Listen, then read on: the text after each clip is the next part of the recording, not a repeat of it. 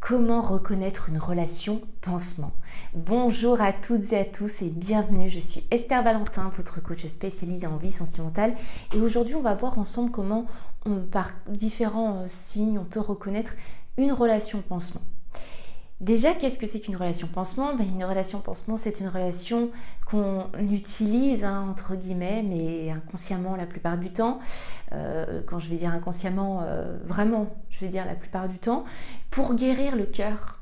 Si on parle de relation pansement, on parle de relation sur lequel on espère pouvoir se guérir. Et pour oublier notre ex en détournant nos émotions et notre attention.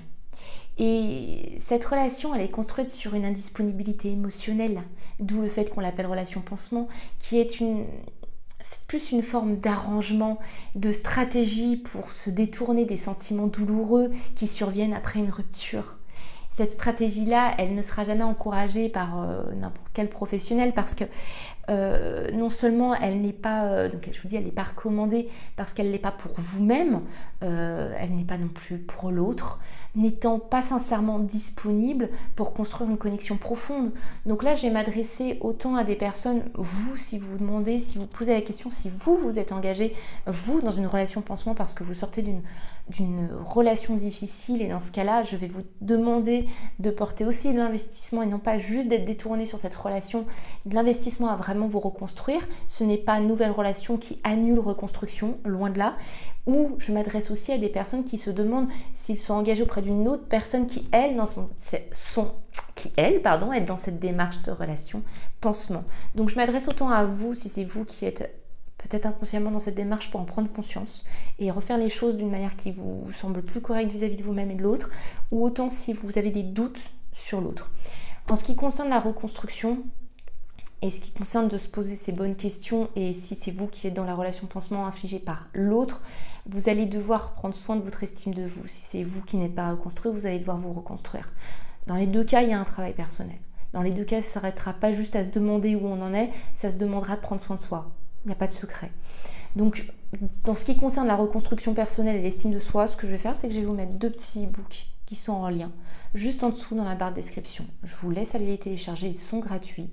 Que ce soit dans cette démarche de se reconstruire vraiment pour faire les choses correctement et prendre vraiment soin de vous et de la qualité de vos relations, ou que ce soit dans votre démarche de ne pas être une personne qui souffre en suspectant d'être dans une relation de pansement de la part de l'autre. Ok? Je vous laisse aller voir ça.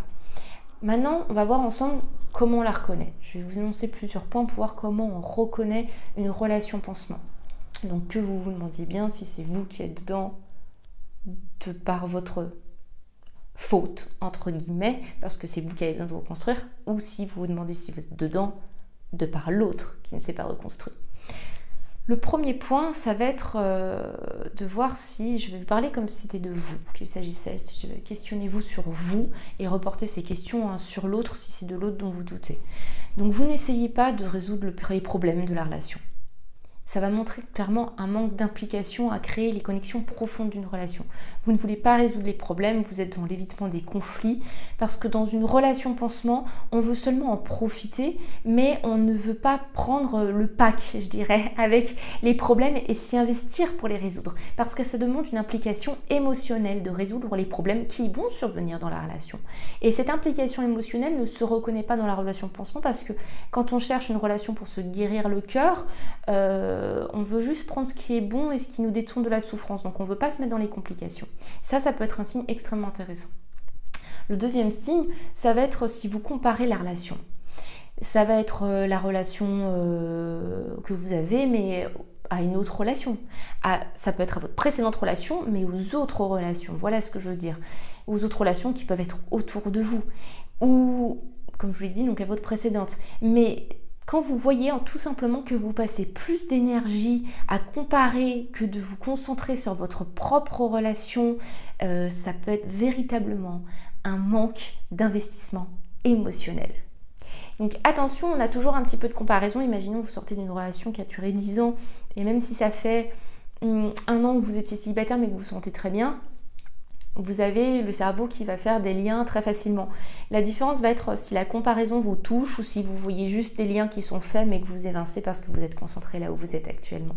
Donc si vous êtes concentré, que vous passez beaucoup d'énergie sur ces comparaisons, attention. Ou si vous voyez l'autre qui est très en comparaison, très observateur des autres relations, si vous le partagez. Le troisième point, le troisième signe, ça va être si l'autre n'est pas une priorité pour vous. Vice versa, si vous n'êtes pas une priorité pour l'autre. Si l'autre n'est pas une priorité pour vous, si c'est véritablement un signe qu'il y a un manque d'engagement émotionnel. Cherchez à se voir fréquemment, c'est chercher par exemple à faire des plans d'avenir. Je ne vous demande pas, si vous êtes une relation à un stade de 3 mois par exemple, d'être sur des plans d'avenir 10 ans, mais au moins des plans sur les prochaines semaines, sur les prochains mois. Eh bien encore une fois, c'est un investissement très superficiel. On veut seulement profiter du superficiel que la relation a à donner, profiter de ce qu'elle nous apporte, plus simplement du monde, mais on n'y est pas investi. Et ça, c'est un bon signe d'une relation pansement. Une personne qui veut juste prendre, mais qui n'y met pas d'implication. Donc, quand vous n'êtes pas une priorité, je ne demande pas que vous soyez l'unique priorité, mais qu'on vous fasse une place véritable. Et si vous n'arrivez pas à faire de place véritable à l'autre, et vous savez que vous avez vécu une rupture douloureuse, je vous demande de reporter votre énergie sur vous. Le quatrième point, ça va être s'il est difficile de décrire verbalement ce que vous ressentez pour l'autre et pour votre relation. Attention, ça va nécessiter de la sincérité envers soi-même, ce point-là, vraiment. Donc une bonne estime de soi, une bonne écoute de soi, c'est de faire une juste place dans la vie pour pouvoir se parler, je dirais. La sincérité envers soi, c'est savoir s'écouter. Et donc ne pas se cacher à soi-même et ne pas se raconter une histoire. Voilà ce que c'est d'être sincère. Et donc être sincère avec vous pour vous dire... Je n'arrive pas vraiment à nommer cette relation, je n'arrive pas à dire ce que j'en ai envie, ce que j'en attends, ce que je souhaite, ce que j'aime, ce qui me plaît. Voilà, c'est une relation, ça se passe bien, mais voilà. Donc si on est sur ce petit flou artistique, on va dire, il va être temps de se demander mais où on va? Où est-ce qu'on est en train d'aller? Qu'est-ce qu'on attend de cette relation? Le cinquième signe, ça va être si vous ne présentez par exemple pas cette personne à vos amis ou à votre famille. Encore une fois, il faut de la sincérité envers soi-même pour réaliser ça parce qu'il va y avoir beaucoup de personnes qui vont se raconter une histoire, qui veulent se rassurer et ne pas ouvrir les yeux sur ce qu'ils sont véritablement en train de vivre dans leur relation, qui vont vouloir aller très très vite et donc amener tout de suite l'autre personne dans sa famille ou auprès de ses amis et qui va faire semblant qu'elle est impliquée, mais ça sera par empressement. Donc si vous voyez que les choses ne se font pas par naturel et par fluidité, mais que la personne va juste très vite alors qu'elle ne vous connaît pas et qu'elle sort d'une relation, attention, elle est en train de se raconter des histoires, elle est très certainement en train de vouloir forcer les choses à faire comme si elles étaient sérieuses. Alors que si vous avez une personne qui prend son temps et qui vous voyez qu'au fur et à mesure la place se crée naturellement dans sa vie, ou vice versa si je parle pour vous, si vous voyez que vous faites de la place naturellement parce que vous vous sentez bien, là c'est ok. Par contre, si vous ne présentez personne, que vous ne voulez pas inclure cette personne dans votre vie, ou encore une fois vice versa si c'est l'autre qui fait ça, ou au contraire si vous voulez aller très très vite pour faire tout ça, ça peut être un signe important. Le sixième et dernier signe qui va montrer que c'est une relation pansement, c'est que vous êtes dans l'idéalisation. Quand je dis l'idéalisation, c'est plutôt que de prendre le temps d'apprendre à connaître cette personne et l'aimer vraiment pour ce qu'est cette personne, vous allez idéaliser ce qu'elle est, cette personne, encore une fois, et vous allez fantasmer sur tout l'avenir que cette personne pourrait vous apporter. Je dis cette personne parce que entre les il et les elle, c'est compliqué, donc j'essaye de choisir un nom qui va me faire utiliser un seul pronom. Donc cette personne, cet autre, il ou elle, vous essayez absolument d'y figer un avenir, des possibilités, vous faites un imaginaire grandissant, mais là dans l'instant présent, vous n'êtes pas vraiment là.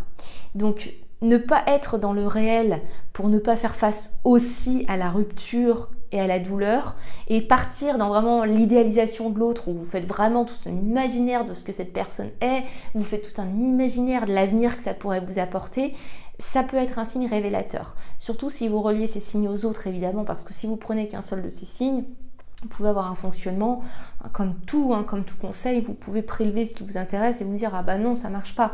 Mais vous voyez bien que si vous vivez vraiment dans un imaginaire, que vous sortez d'une rupture, qu'en plus vous allez très très vite pour présenter cette personne, attention.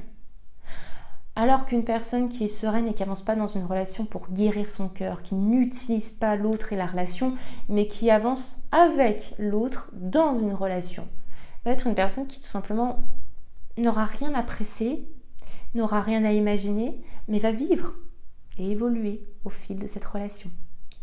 Donc ces signes, ils se retrouvent non seulement pour une personne qui va être indisponible émotionnellement après une rupture, mais aussi pour toutes les personnes qui tentent de se fuir en se comblant. On va retrouver effectivement ces signes dans les personnalités de dépendance affective. Par exemple, là je vais vous donner un exemple pour mieux comprendre, c'est finalement réparer le cœur que l'on cherche en se comblant pour se fuir soi-même, l'amour qu'on n'arrive pas à se porter ou la reconstruction qu'on a besoin de se porter, c'est ça qui est derrière la relation pansement. Donc attention parce que on vous parle souvent que la relation pansement est juste après une rupture, mais chercher à guérir le cœur, on ne le guérit pas seulement d'une rupture amoureuse. On peut le guérir d'un manque d'amour qu'on se porte, on peut le guérir de trahison passée, on peut chercher à le guérir de tant de raisons. Mais tant qu'on a ce sentiment de cœur blessé, peut-être inconsciemment parce qu'on n'arrive pas à être sincère envers soi et s'occuper de soi, on va être dans cette démarche de se combler et c'est là qu'on va entamer tout un fonctionnement de relation pansement. Donc l'indisponibilité émotionnelle, c'est quand on n'est émotionnellement pas disponible pour soi et entier, et donc on peut s'ouvrir à une relation. Quelqu'un d'indisponible émotionnellement, ça peut se retrouver bien souvent après une rupture, mais aussi pour d'autres raisons. Donc la relation pansement, vous la retrouverez sur les personnes qui ont besoin de se combler et d'utiliser la relation pour se combler, parce qu'elles se fuient elles-mêmes. J'espère que c'est beaucoup plus clair pour vous. Être sincère avec soi et être sincère avec l'autre, c'est là où on en vient. Comment on en fait? Maintenant, qu'est-ce qu'on fait maintenant qu'on sait tout ça sur la relation pansement? Eh bien, ça va être de retrouver ça, cette sincérité, avec soi-même et avec l'autre, pour décider sur une réalité et non pas sur un faux semblant pour véritablement avancer, savoir où vous voulez avancer.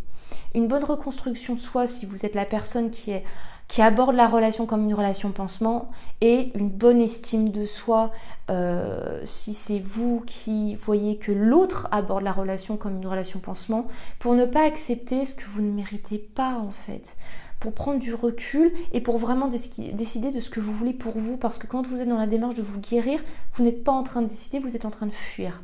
Si vous êtes dans la démarche de supporter une relation pansement alors que vous ne voulez pas de ça, vous êtes encore en train, une fois encore, de vous fuir et de ne pas prendre vos responsabilités sur ce que vous méritez de vivre. Et en plus, évidemment, là, il y a une autre personne qui est impliquée. Donc, pour m'expliquer un petit peu mieux, parce que là, je vous en ai balancé l'info. Si c'est vous qui abordez cette relation avec indisponibilité et que c'est une relation pansement pour vous, pensez à cette autre personne, pensez à vous. Ce n'est ni bon ni pour vous, ni bon pour cette autre personne, sauf si d'un commun accord, vous êtes assez sincère pour en discuter et avancer sur ce fil-là. Et se retenir informé dans une bonne communication au fur et à mesure. Si c'est vous qui vous faites subir ça, alors que c'est l'autre qui est en train de vous utiliser, d'utiliser la relation comme une relation pansement, je vous demande sincèrement de vous porter de l'intérêt pour vous demander ce que c'est ce que vous méritez. Et attention, parce que si vous souhaitez transformer la relation sur ces bases-là, ça va vous demander, ce ne sera pas juste de votre fait, de votre pouvoir déjà, mais là où vous pouvez répartir tout votre pouvoir, c'est de ne pas tout accepter en espérant que ça change, mais de prendre beaucoup de recul en repriorisant ce qui est important pour vous et votre bien-être. Ok ? Donc attention dans ces deux démarches, j'espère vraiment que la relation pansement c'est beaucoup plus clair pour vous parce que j'ai pris un paquet de questions sur le sujet et là je me suis dit que j'allais vous nettoyer le terrain, vous éclaircir sur le sujet et que ça soit un peu plus clair. Il n'y a pas de délai, il n'y a pas de durée d'une relation pansement, il y a surtout qu'est-ce qu'on y ressent. J'espère que là, vous comprenez bien. Et j'espère évidemment que cette vidéo vous a plu et que si c'est le cas, vous allez la liker pour m'encourager à tout simplement continuer. Mais bon, même si c'est le cas, même si ce n'est pas le cas d'ailleurs, je vais continuer parce que je ne vous lâche pas et que je vous retrouve très très vite pour une prochaine vidéo. À très vite. Bye bye.